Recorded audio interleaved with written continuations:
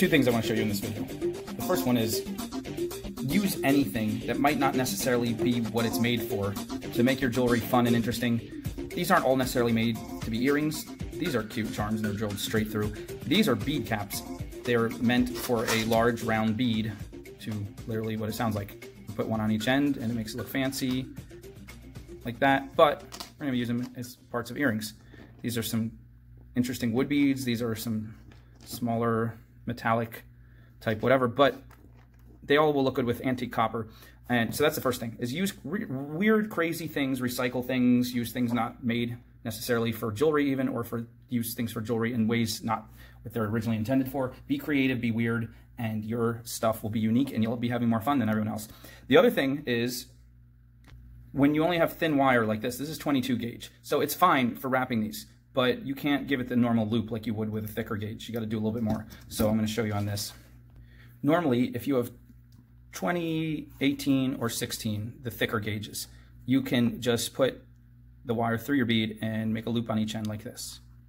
And as long as you close that loop tight enough, and the loop isn't, you know, too big, as long as it's a tight little loop and you close it tight, you're fine. That'll be strong enough. That'll hold your pieces together. Once you get down to like 22 gauge, that's when you want to do a little bit more. So if you want to make it fancy, that's fine. You give yourself more wire, you make your loop like this, and then you can use the extra wire to do a fancy design if you want. And eventually you bring it to the other loop and you wrap it a few times like that. That's really the strong way to do it. And we can do that. But these are simpler pieces and they're not really, I don't want to do any fancy designs. I want to show you the simplest way, which is basically the same thing. We're going to go like this. But instead of wrapping fancy stuff around it, we're going to go in the back of the bead or the piece, and we're just going to go straight down. Just straight down and then do the little wrap. And this part will be in the back, so it won't even be seen. So this is real simple, but just give you guys some ideas. And this pattern can work for even 24 gauge, maybe 26, but that's really pushing it. Definitely 22. So take a bit, take a few inches. That's too much, but whatever, we'll just go with it. And again, this is only going to work if your pieces have holes drilled straight through them. But basically, you just put it through, come to the middle of your wire, do a little crimp and a crimp. Take your round nose pliers. You can do it with your fingers too. If you don't have round nose, you can just put your finger in there and just kind of wrap a loop around, but round nose makes it a little more accurate usually. So make yourself a cute little loop. And sometimes to lock it in faster, you can immediately wrap your loop around itself like that. And that, see how it's sliding all over the place? That will lock your loop in. So now you can do your next loop, crimp it. Always bend it one way and then loop it around the opposite way. That makes your loop nice and even. Oops. So we can bend that around there and we'll lock that loop in. Oop, careful you're not wrapping around the piece, because it would be fun to wrap around this piece, but we don't want to. We want to just show the piece. We don't want any wire to obscure the surface of this gorgeous, I think it's a howlite, dyed howlite sea starfish. All right, now, like I said, I took too much wire, but that's okay. Now we're going to come on what's the back of the piece. In this case, it looks the same front or back, but just to show you. And we're going to bring each of these wires, each wire is going to cross over to the other side, or to the top and bottom. And make these loops face forward, make them straight. And now we're just going to carefully just wrap what I call scarfing, as if this was a little face and gets a scarf. Just wrap around 2 or 3 times until it feels sufficient. And then take your cutters, careful to get in there, only cut what you need, and cut a little tab, just a little bit of tab, just to tuck it in. Get your needle nose. Carefully bring that little tab towards the middle of this little bowl formed by the scarf, and then turn your pliers and pinch it deep into the bowl. Boom, till it disappears. Now that is a super secure, you can pull really hard and it's not going to come undone. So that makes the earring super secure. So even if you did a thinner gauge, like 24 gauge, this would be totally adequate. And do the same thing on this side. Just wrap around. And you don't need to wrap around more than twice, but you can do 3 times if you have room. It depends on how much room you have and how comfortable you are getting it in there tight. These cutters are really good. I used to get really cheap cutters, but these ones get in a really tight area. I don't know what they were called, or I would tell you, because that would be helpful, but I'm trying not to be too helpful, and just a little bit helpful. The rest you got to figure out on your own. So we're going to tuck this in, again, bring it to the middle of that little bowl part, and then tuck it. So these loops are totally closed off now. You can't open them, you can't use them to connect to anything else by opening and closing them. They're closed permanently, and that makes it really strong. So what we're going to do this to all of these beads, and then we're going to connect them with little jump rings. And I always say try to make sure you have jump rings, earring hooks, lobster clasps, all your little findings. Findings is the word for like little jewelry pieces that connect things to other things. Make sure all your findings are in the same color as whatever wire you use. I use 4 main colors of wire, sometimes 5. So I literally have a wheel, this little wheel for each color. This would be my antique copper wheel. So I have my jump rings in each size, and I have lobster clasps. And then in another container, I have earring hooks. So make sure that just makes everything easy for you. You can mix metals. There's no rule. I tend to mix warm colors with warm colors. So antique brass, antique copper, regular copper, all my warm colors. Silver and black gunmetal tend to be more like cold colors. So I wouldn't mix silver and copper, but some people do. That's just my preference. Anyway, I'm just going to loop this on the rest of these and finish it off. So I'll just show you one more time so you get the hang of it. Cut a little bit of wire, a few inches, come up here, bend, or crimp, however you want to say it. Grab your pliers. This has a big hole, so I want to make a bigger loop because I don't want the loop to fall through the hole. So even though it's thin wire, you got to make a pretty sizable loop. That's probably something else to mention. Most of your beads will have smaller holes, but this big wood piece has a huge hole. So lock it in by wrapping it around once like that. And then pull tight, because now it's locked in. Make sure it's a big enough loop. It's not going to get pulled through. And then bend this against the bead. Grab it, and around there's pliers. Wrap it around, roll it in. And this is where you want it tight. Let's see how that's really loose. That's easy fix. You just hold it around those pliers and just roll it some more.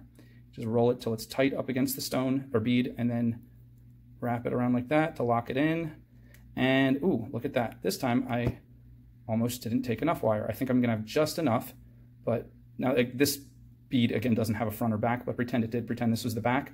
We're going to cross these, and then we're going to wrap them around the top loop, and that'll be it. Now, this one is fine. This has just enough to get by. You can wrap it around about 1.5 times and then tuck it.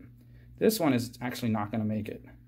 That's not good enough. That's not going to be strong enough. So this one I'll just show you again, and if I had more wire I would wrap it several times, but that was just enough to make it. So I'm just going to show you.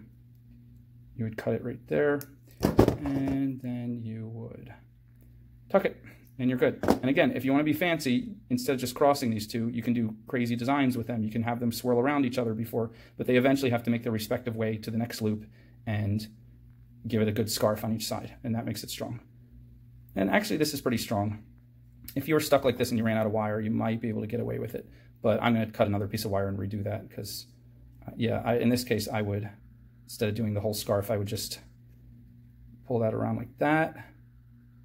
And that's still really strong because that loop doesn't have an opening. The whole thing is pulled through both sides. So this is actually good. But I'm going to redo it anyway just because I like the look of the scarf. And then we'll just connect them with jump rings, and that's pretty much it. These ones, they normally would hang this way, and we want them to hang this way so it's showing. So I'll just show you that real quick. We'll get a little bit of wire and make sure we don't take too little this time. So normally they'd be like this, but we want them to face out. So it's just a matter of bending them. That's easy. Just bend them like that. Make your 2 loops. Oop, and it wants to fall off right away. You can make a loop first and even lock in that 1 loop just to make it easy on yourself. And then put the piece back on. Okay, so now I'm going to press this really tight to get it to really lay so it will face forward. And now my other side here. Which side is which now? So this came through a little bit like that. It's hard to tell which is which. It really doesn't matter because this is a tiny little piece and this is going to be really strong with the way we're wrapping it. But make another loop, roll it in, get it nice and tight, lock it in. Try not to let any, as much as possible, try not to let any of the wires show in the front, because we just want this piece to show itself off. It's a cool piece. And look at how that first loop is trying to hide, but that's okay. We just need enough of the loop to show, to get a jump ring in there. That's it, that's all we need. And then they cross down here, and this is overkill, because it's a tiny, flimsy little piece, and it is getting super duper wrapped, but that's okay. My only problem is that loop is hiding, so it's a little more difficult to do the scarf on. So I am gonna pull it out just a little bit, just to get the scarf in there, but actually I can't pull it out too much. I'm going to bend it up just to get my scarf around there. And tuck it in. Be quiet. Watch. Nobody told you to beep. Make sure you don't cut too much. Only the wire you want to cut. It's like just diffusing a bomb. You only cut the right wire. And then tuck in that little part.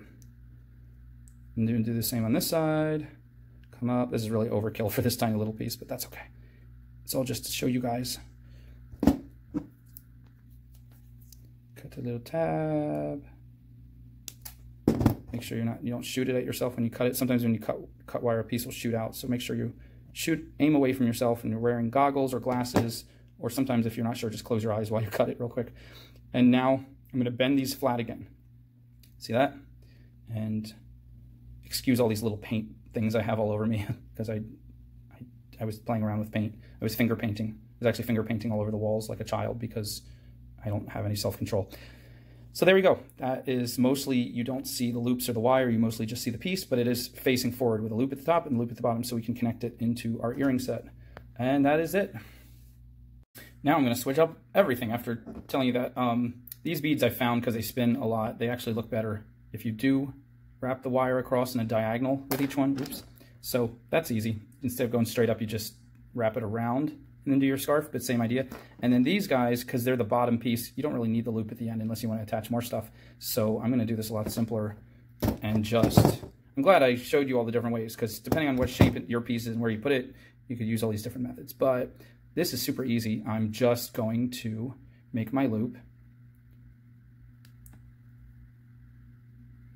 Come on, loop.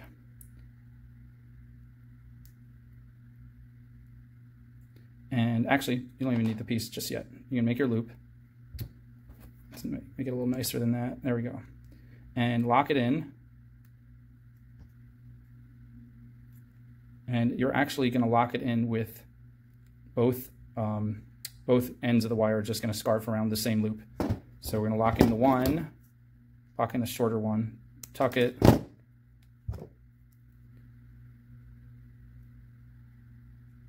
And now we can put it on the piece. You can have it on the piece while you do this either way, but get that on there. Now we go straight up the back like this, and we scarf the other end, and then cut and tuck that. So give yourself a slightly bigger loop if it's a little tricky for you to get both of them scarfed on one loop. And tuck it in. There we go. And now you just see the beautiful starfish like that. But if you did have it in the middle, that method would be better, because you need to link it on both sides. Okay, have fun, guys.